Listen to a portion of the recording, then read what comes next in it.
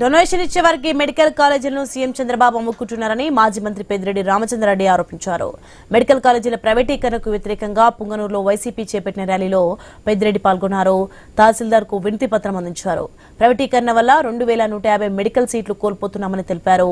పేద విద్యార్థులు వైద్య విద్యకు దూరమవుతున్నారని చెప్పారు.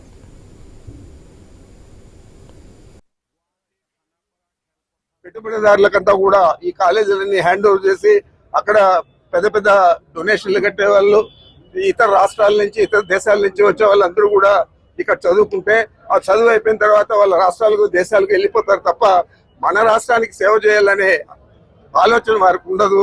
మరి ఇలాంటిది దురదృష్టకరమైన ఘటన ఇది.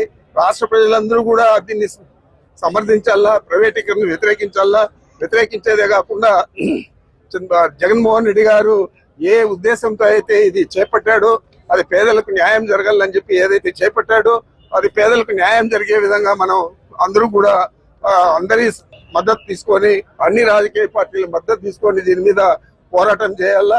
ఇది తొలి అడుగు మాత్రమే అని చెప్పి మీ అందరికీ మనవి చేస్తా ఉన్నాను.